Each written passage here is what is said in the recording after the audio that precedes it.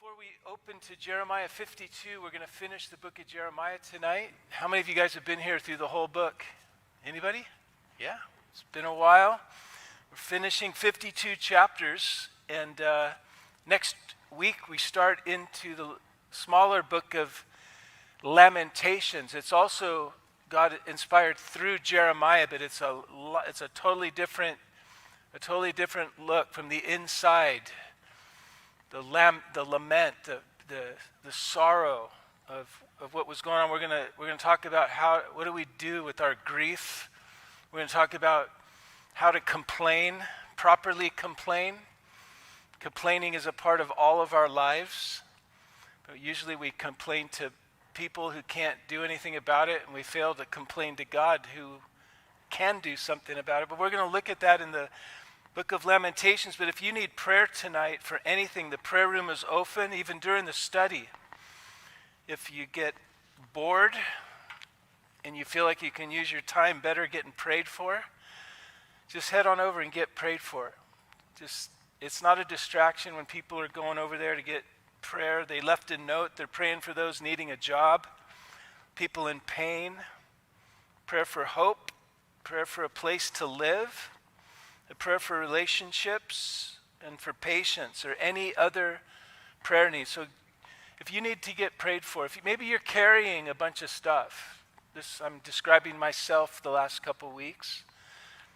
Burdens of maybe other people or loved ones, and you just feel like the stress of all the stuff. Just go get prayed for. There's something amazing when we humble ourselves and we pray for one another. There's something, I think God honors it.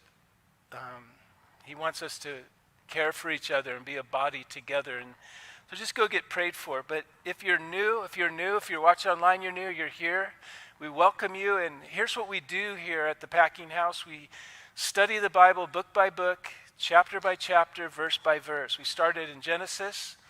We went to Exodus, Leviticus, Numbers, Deuteronomy, Joshua, all the way through. Now we're in Jeremiah.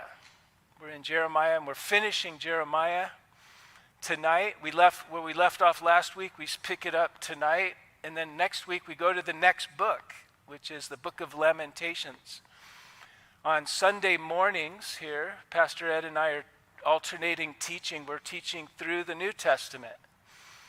So if you stick around here long enough, you'll study through every verse of the entire Bible. And we believe that, that's what the church should be doing, teaching the whole counsel of God. If I just taught what I want to teach, there'd be a few subjects I would stick to. But when you go through the Bible, you get all the topics that God wants us to hear in the proportions that he wants us to hear those things. And I'm going to give a little bit of context if you haven't been here, for our studies in Jeremiah, so you won't feel lost as we finish it up here tonight. But the big picture in the Old Testament it's the history of a people that God has raised up. And it's through them that God's plan is to bring his salvation to the entire world. Okay? This is the big context of the Old Testament. Mankind has fallen into sin, is separated from God, and God is moving to redeem the entire world. He's moving to fix what has been horribly broken. He started with a man named Abraham. He raised up a man named Abraham. And he said, through you, Abraham, all the families of the earth will be blessed. And this family that grew out of Abraham, Isaac and Jacob, Jacob's name was changed to Israel. He had 12 sons, the 12 tribes of Israel. We've been focused on the tribe of Judah, which is one of the 12 tribes of Israel. It's the tribe through which their Messiah, Israel's Messiah, is going to come, who is Jesus. Okay, the very first words of the New Testament, Matthew chapter 1, verse 1. This is the genealogy of Jesus, the Messiah, the son of David, the son of Abraham. Jesus came down from this lineage of Abraham through David, who was of the tribe of Judah. Jeremiah, the prophet, he's been speaking to this tribe of Judah. These people have been a people for hundreds and hundreds of years, centuries by this time. And what we see is this record of the failure of man to live up to it. The failure of man. This is a huge theme in the Old Testament, all this failure, just failure. But what we also see at the same time, simultaneously, is the faithfulness of God. Even though I'm weak, even though I'm a mess, even though I don't live up, I haven't yet attained, I'm not already perfect, I stumble in many ways, like James says, we all stumble in many ways. The reason the reason God's blessing is on my life is because He's faithful. He's faithful. These are two themes we see. Man fails, God is faithful, okay? That's the theme of your life too. Because I know you. I know all about you.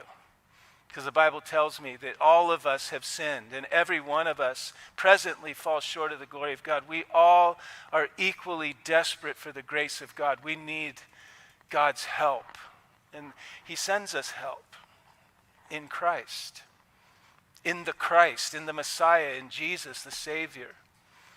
You see, and so Jeremiah has been speaking to Judah. Judah has been drifting from the God, constantly drifting. You know, my wife and I, when we were married 26 years ago over in the old Packinghouse there, you know, we had to pick a theme song, you know, for our wedding. What song we were blessed to have Fernando Ortega sing in our wedding. And he sang that song, prone to wander, Lord, I feel it. Prone to leave the God I love. Take my heart now, Lord, and seal it to thy courts above. My wife and I, from the very beginning of our relationship, there was an honesty. I'm not Superman, I'm not super Christian, and she's like, I'm not Superwoman either. We don't try to act spiritual, because we know that we just simply need help. We need God. I look back, I'm like, wow. This is the theme of our wedding. Prone to wander. Lord, we feel it. Prone to leave the God we love. This is what I'm prone to. I think about, I don't want to leave the God I love, but something about me. We're like little black sheep, you know. In fact, she did a children's album when she was pregnant with our kid, you know, she wrote all these songs for our kids, but the name of the album's Little Black Sheep and a Butterfly, you know, and it's all about these songs of grace, because we want our kids to grow up in grace. Because we know that if you don't know grace, if you think that you're something else, if you think that you stand, be careful lest you fall, you know. We live our lives just depending on the Lord. But Judah they'd failed God over and over. They had left God and they had made idols. They were worshiping these idols they made with their own hands. And Jeremiah, for 40 years, he's warning this tribe of Judah that if you don't come back to the Lord, He's going to spank you. That's a huge theme. He's going to spank you. We call it chasten, right? Some people say judgment. God's going to judge you. But when you look at it deeply, God's going to spank them. That's what it is. He's never going to forsake them. Just like He'll never forsake you, no matter what. No matter how much you mess up your life and wreck your wife and ruin your marriage and destroy your relationship with your kids and cause unnecessary pain to your own soul, He won't forsake you. Oh, well, then let me cause more pain to myself then. No, that's not the response of a rational person, you know. He won't forsake you. Jesus said, I will never leave you nor forsake you. He will finish the work He started in you. And what we've seen here is Jeremiah has warned them, and finally God's taken them to the woodshed. He's going to use the rising world superpower of that day, which is Babylon. Okay, Egypt was the world superpower. Babylon rose to prominence, and they're just mowing everybody over, and God's going to use their aggression as a instrument to spank his own people and to humble other nations around the region. And so Jeremiah has been predicting all this and prophesying all this, and by the end of Jeremiah, everybody's already taken captive into Babylon. Jerusalem is destroyed. The temple has been burned down to the ground. We've seen this all happening. Whom the Lord loves, he chastens, and he won't leave them. Adam Clarke, the British biblical scholar, says it appears that the following chapter, this last chapter, is not the work of Jeremiah. It's not in the style of Jeremiah's speaking. It's likely that Baruch, who was Jeremiah's scribe, the one that wrote down, it's likely that Baruch added this last chapter. Okay, Philip Ryken, he's an American theologian, he says nearly every verse in Jeremiah 52 is a fulfilled prophecy. In fact, the reading of this chapter, this last chapter, is a good way to review the entire book of Jeremiah because it runs through. It's like a review of the whole book. So if you missed the whole book and you got the last chapter, we're going to rip through this and you're going to get a review of the whole thing. John Trapp, who was the 17th century English Bible commentator, he said the Septuagint, now the Septuagint is the Greek translation of the Hebrew Bible. It was translated in the 3rd century before Christ, in the Hebrew into Greek. But in the Septuagint, it puts this title on chapter 52. It has titles over each chapter, but here's what it says in the Greek translation of the Hebrew Bible. Over chapter 52, it came to pass after that Israel was carried captive and that Jerusalem was laid waste, that the prophet Jeremiah sat weeping and wailing and bitterly lamenting the case of his people. Thus they knit together this chapter. This is what the Greek Septuagint says as a little added introduction to this chapter. They knit together this chapter, chapter 52, and the next book, which is called Lamentations, which the Jews are still said to read together in their synagogues on the 9th day of the month.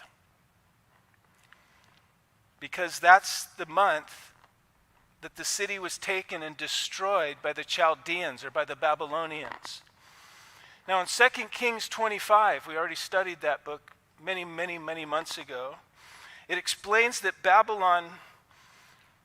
as Babylon was taking control of Judah, okay, as this judgment had begun and they were moving in and taking control, Nebuchadnezzar, the king of Babylon, he took a 22-year-old named Mattaniah, whose name Nebuchadnezzar changed to Zedekiah. Okay, when we read of Zedekiah, this dude's name was Mattaniah.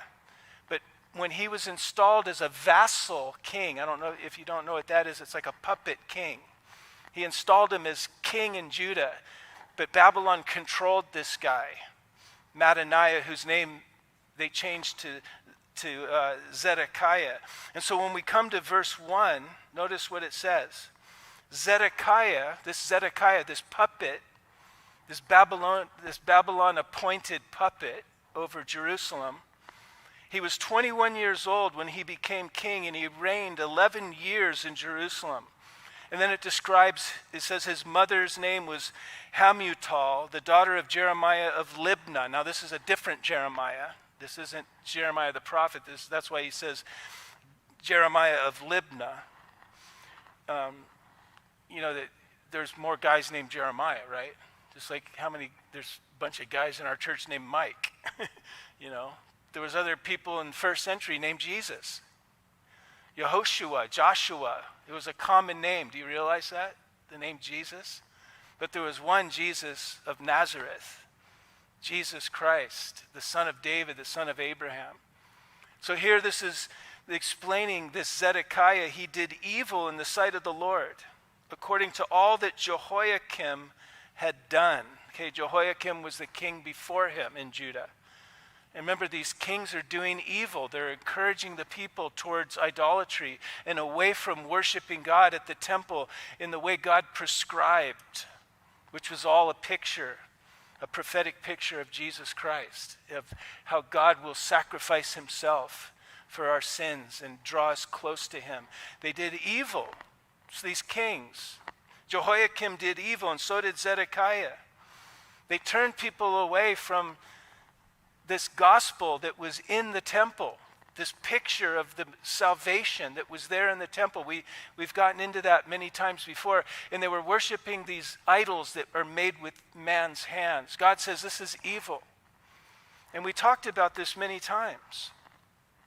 Why does God call idolatry evil? Because idols are lies about God. They're misrepresentations of God. And it's at the root of every bondage in your life. You'll find a lie that you believed and received. God hates idolatry because if you believe lies or misrepresentations of God, it will wreck your life. It will choke the life out of you. It will hinder you from expecting great things from God, from trusting in the Lord, from resting in God. That's why God hates these lies about him. Now, before you go, whoa, that's pretty heavy. Who's God? How do you like it when people lie about you? You ever been slandered before? Someone spread a bunch of misinformation about you in malice. It makes you mad. Well, God feels the same way, especially because if you think wrong thoughts about God, you're going to be kept at a distance from him, and he doesn't want you distant from him. He wants you close. If you think wrong thoughts about God, and you don't realize how he's come to love you and save you and sacrifice himself to cleanse you, you'll stay at a distance. You'll never expect great things from him, and he wants to pour his goodness out in your life. And so these guys, when they encouraged this idolatry, God said they did evil. It's evil. And Zedekiah's evil is fully described in 2 Chronicles 36. If you're taking notes, if you're a Bible student, you can read about it. 2 Chronicles 36. He ignored God's word through Jeremiah. He broke an oath made in the name of Yahweh to be a vassal king to Babylon. He broke that oath. Okay? He failed to stop the defiling of the temple with the idols that they were putting them even in the temple. And because of the anger of the Lord, this happened in Jerusalem and Judah until God finally cast them out of his presence. Okay? This is a way of saying God at one point he said, that's it. And he allowed the Babylonians to come in and take them captive and carry them off to Babylon. That's what it means. He cast them out of his presence. And then Zedekiah, notice this puppet king, this vassal of Babylon, he rebelled against the king of Babylon. Now, if you remember, God's word through Jeremiah was what? To Judah. It was submit to Babylon. Okay?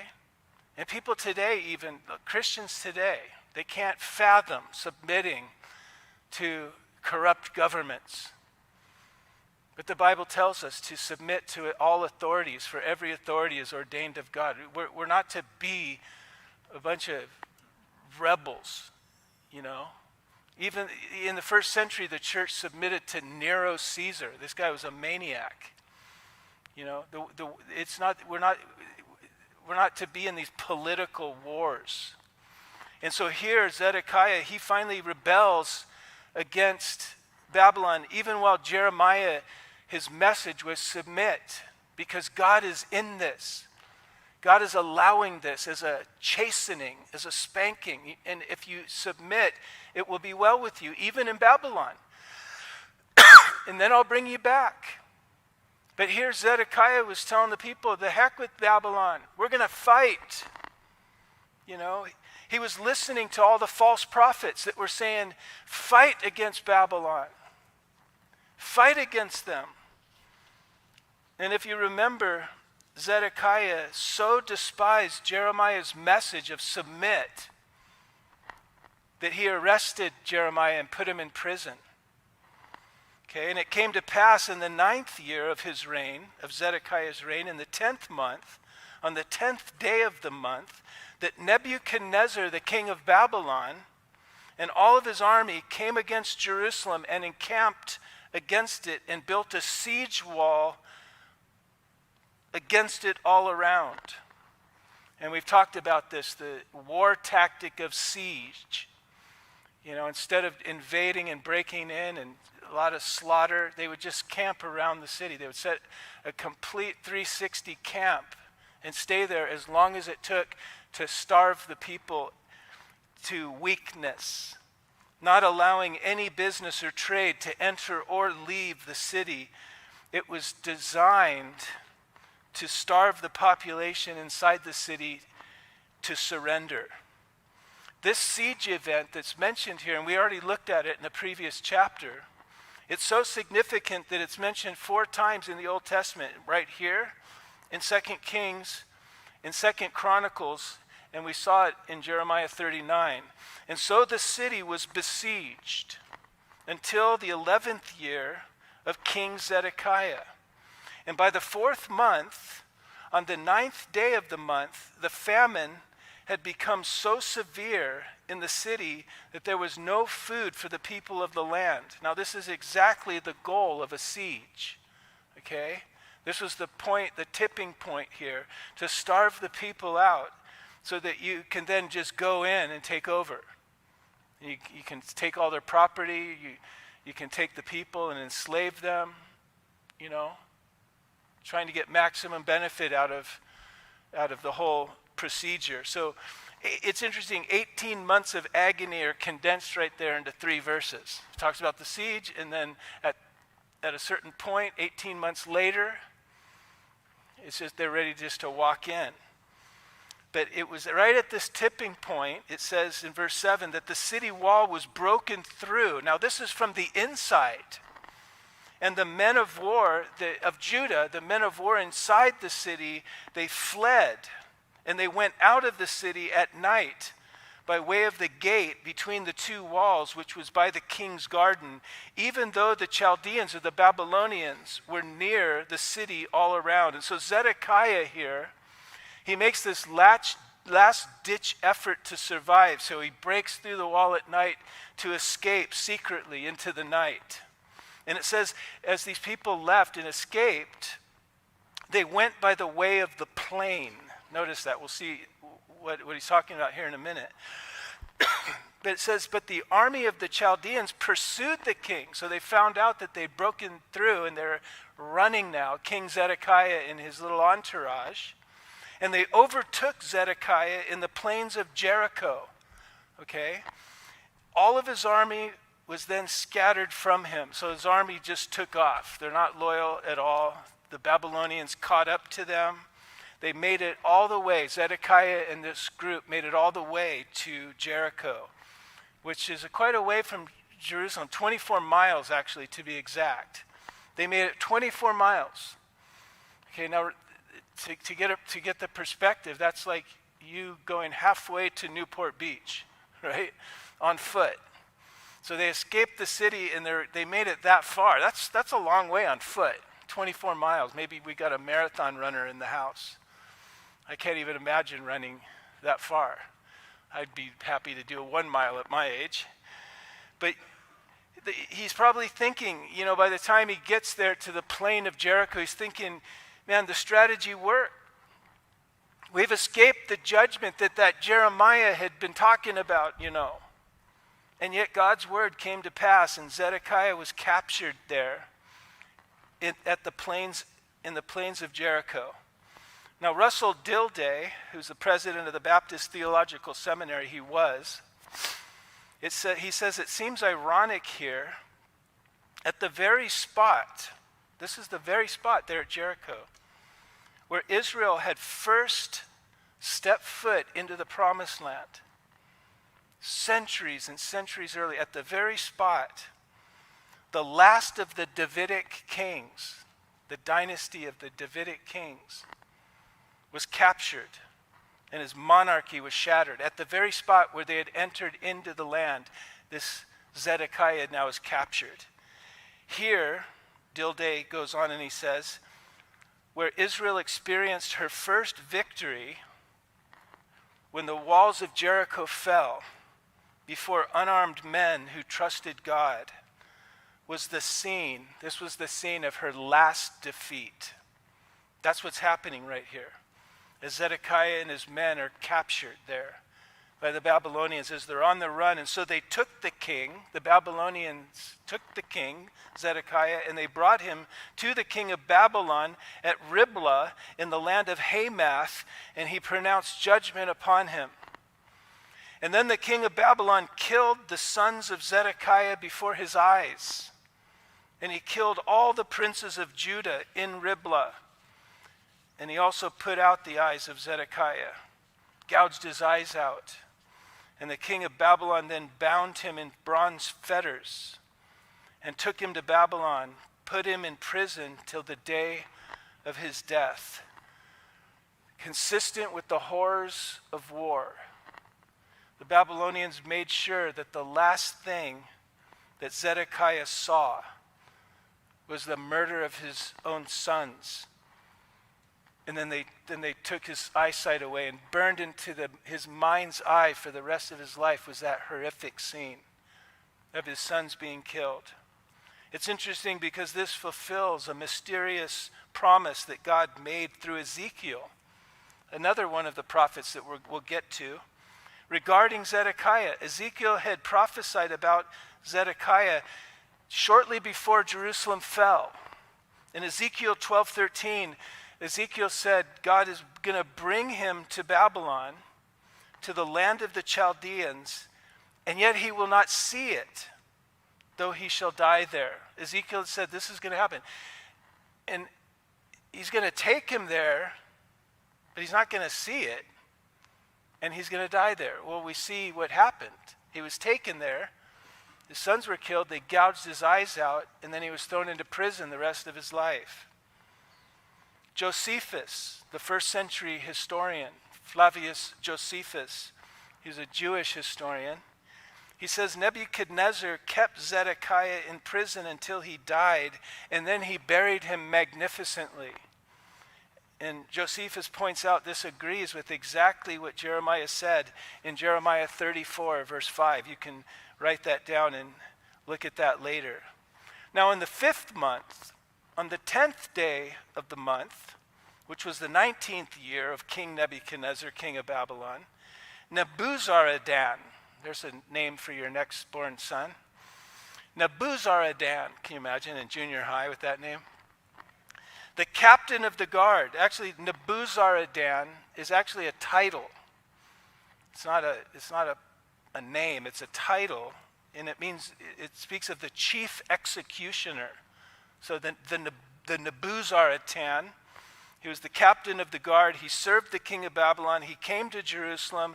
He burned the house of the Lord, the temple, and the king's house, and all the houses of Jerusalem, that is, all the houses of the great. He burned them with fire.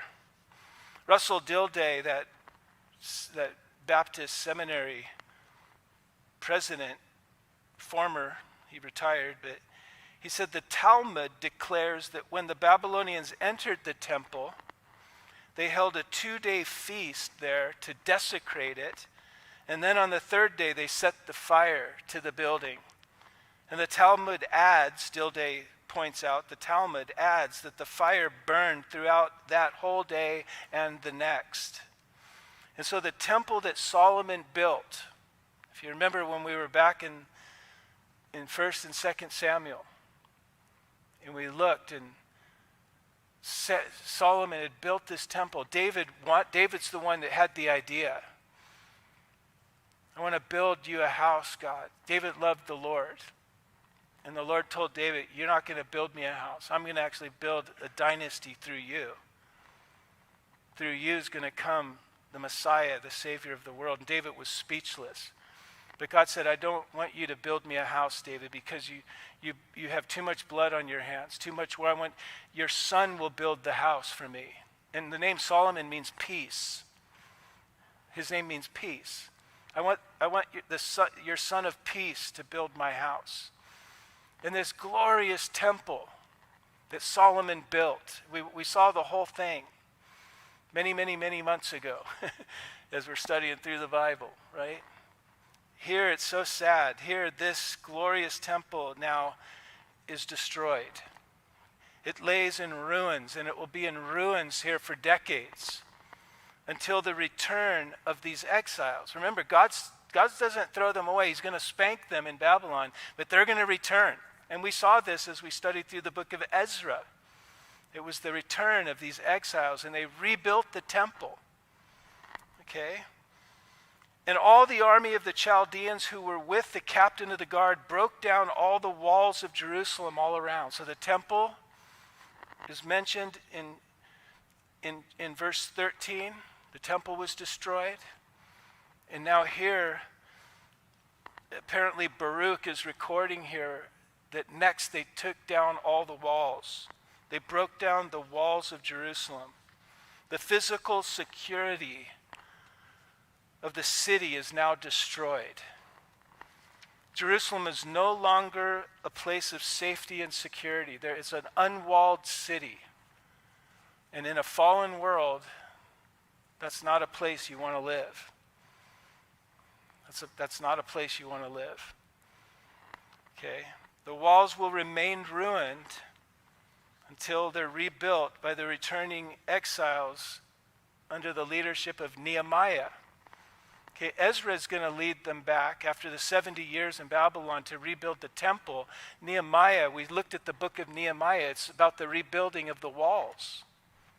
Okay, we already looked at all of that as we're studying book by book, chapter by chapter. And then Nebuzaradan, say that 10 times fast. This chief executioner, the captain of the guard, he carried away captive, notice here, some of the poor people, not all the poor people. We'll talk about that in a minute, why they left some of the poor people. But he carried away captive some of the poor people, the rest of the people who remained in the city, the defectors who had deserted the king of Babylon, that were rebelling against the government.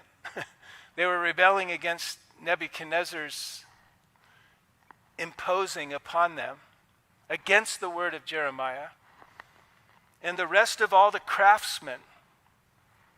So this chief executioner comes, and they've got everybody, all these peoples in chains to carry them away captive into Babylon.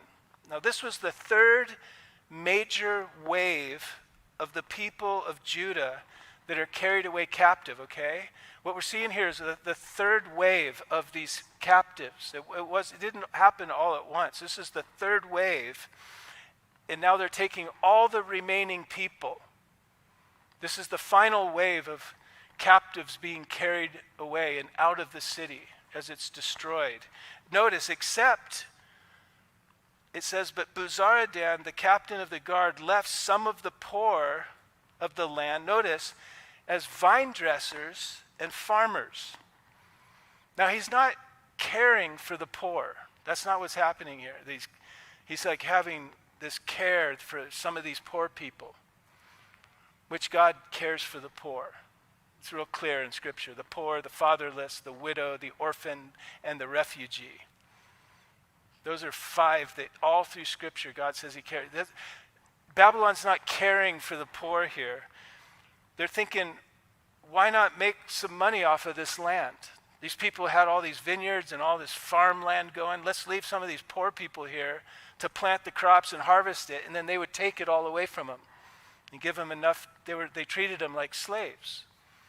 So it's an opportunistic thing.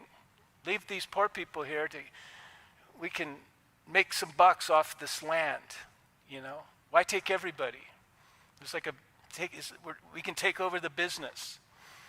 And then he begins to describe the destruction of the temple. There's a sadness here. It's interesting that Baruch he's just being so clinical here. He's just describing it. But there's no real emotions and grief. We're going to see all of that in the book of Lamentations.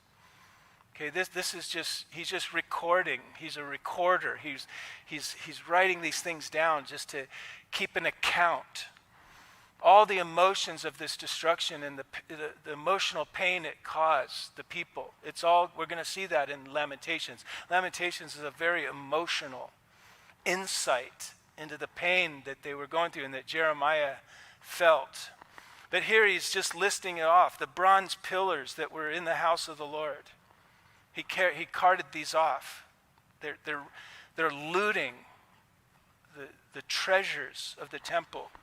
And the carts and the bronze sea that were in the house of the Lord. The Chaldeans broke it in pieces and carried all their bronze to Babylon. They also took the pots and the shovels and the trimmers and the bowls and the spoons and the bronze utensils with which the priests ministered, the tools that the priests used in offering the sacrifice and preparing the sacrifice. The basins and the firepans, the bowls and the pots and the lampstands and spoons and the cups, whatever was solid gold, whatever was solid silver, the captain of the guard took away. The two pillars, one sea, the bronze bowls that were under it, the carts, which King Solomon had made for the house of the Lord, hundreds and hundreds and hundreds of years earlier. The bronze of all these articles, Baruch, I believe it's Baruch writing this last chapter, Jeremiah's scribe. But he says all that they took away was immeasurable. It was beyond measure. Like he was just going, all the beautiful craftsmanship, all the materials that were used, the gold and the bronze. He's just like, all of it. They just took it all. As the remaining people were captives to Babylon, so also these remaining treasures in the temple are taken as well. Now concerning the pillars, he makes this special note about these pillars that were there at the entry of the temple. These beautiful pillars. I should have had a slide, but you can Google that. It'll come up instantly, what the temple looked like, with these beautiful pillars in the front. But he notes, concerning the pillars, the height of one pillar was 18 cubits. It's almost like he's recording all this because he knows they're going to come back and need the dimensions to rebuild. Okay? A measuring line of 12 cubits could measure its circumference, and its thickness was 4 fingers. It was hollow. A capital of bronze was on it, and the height of one capital was 5 cubits. A cubit is the distance from your elbow to the tips of your fingers. Okay? With a network of pomegranates all around the capital, all of bronze. And the second pillar with pomegranates, these were carved pomegranates. But it's the same. And there were 96 pomegranates on the side, and all the pomegranates all around the network, they were 100. This beautiful work of art with all these carvings and gold and beautiful wood carving and everything overlaid with silver and gold. Beyond measure.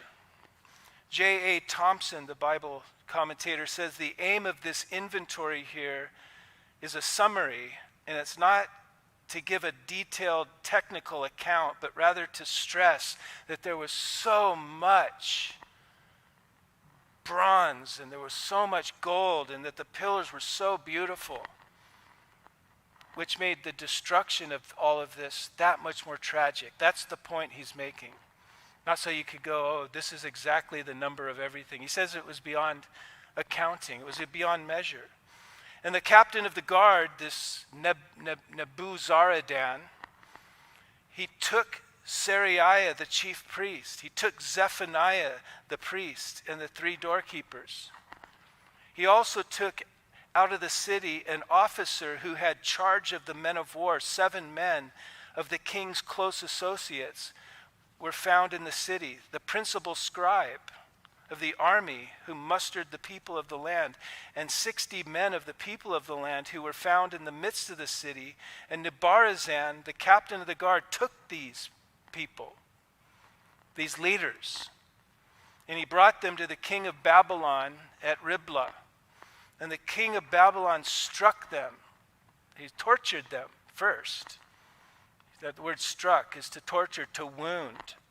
And then he put them to death at Riblah. in the land of Hamath.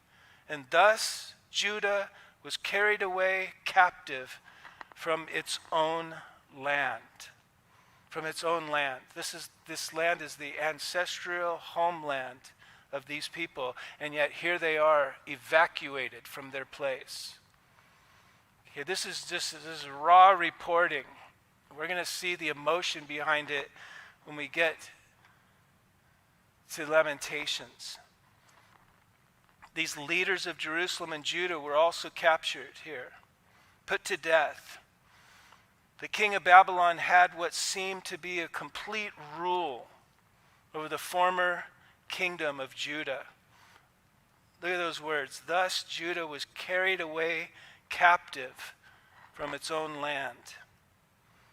This land that God gave to these people, that God brought them back to, that they were scattered again in the first century, and they've been brought back to again. It's an amazing phenomenon in history.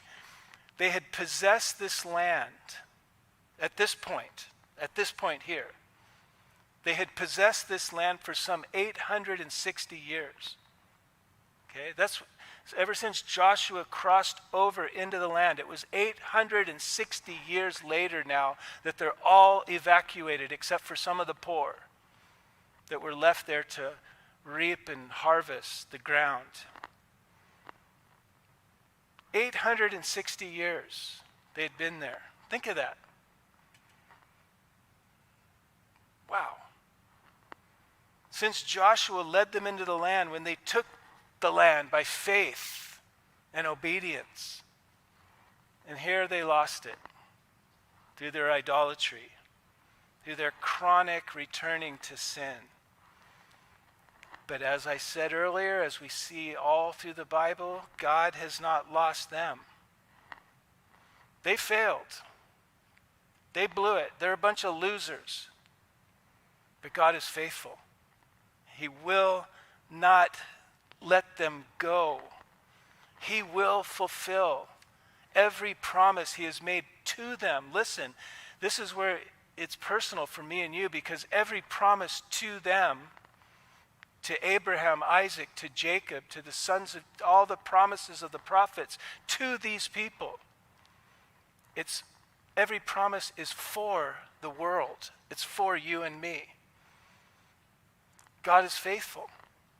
Again, Russell Dilday, he says, the reader can't help but be struck by the passionless tone of the narrative in this chapter, in chapter 52. Not once does the author show his feelings, even as he's describing the tragic downfall of his country. We have to turn, Dilday says, to the book of Lamentations for the weeping and for the groaning. And again, next week we're going to start into the book of Lamentations. I think it's going to be good for the soul. Any of you have bottled up emotions? You hold things in, and then things get weird later and weird reactions. And Lamentations, Jeremiah is an example. He's a man of God, but he's a very emotional and sensitive person. And he knows how to get that sorrow out and get it onto God. And we need to learn how to do that. But let's finish this chapter here tonight. Verse 28. These are the people that Nebuchadnezzar carried away captive in the 7th year, 3,023 Jews. In the 18th year of Nebuchadnezzar, he carried away captive from Jerusalem 832 persons. In the 23rd year of Nebuchadnezzar, Nebuzaradan, the captain of the guard, carried away captive of the Jews 745 persons. All the persons were 4,600. Now this describes a part, again, listen, this is the third wave of deportation. So this is describing a part of the final wave of these exiles. Okay, you have to go back and add it up with the other waves to get the total number. All the persons, he says, of this final wave, the part of this final wave were 4,600. And it came to pass in the 37th year, notice, of the captivity of Jehoiachin, the king of Judah. Jehoiachin was before Zedekiah, And he was captured by the Babylonians and thrown into a prison. He's been in prison for 37 years.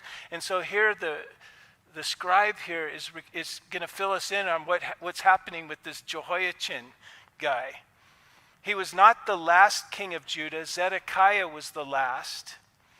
But we see in 2 Kings 24, if you're taking notes, Jehoiachin was taken away in bronze fetters to Babylon. He reigned as king, if you remember when we looked at him many months ago, for 3 months. And then he was held in prison for 37 years. And then he was deported to Babylon. Dude, that dude's life sucked. I'm looking at that like he was king for 3 months, in prison for 37 years, and then he's deported to Babylon. It came to pass in the 37th year of the captivity, of the imprisonment of Jehoiachin, the king of Judah, in the 12th month, on the 25th day of the month, that, notice this guy's name, Evil Merodach, the king of Babylon, in the first year of his reign, he lifted up the head of Jehoiachin, the king of Judah, and brought him out of the prison.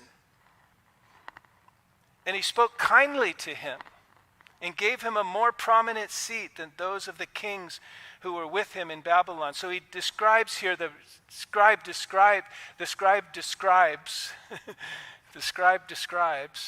sounded funny, this small kindness and this blessing given to Jehoiachin in the worst of possible circumstances.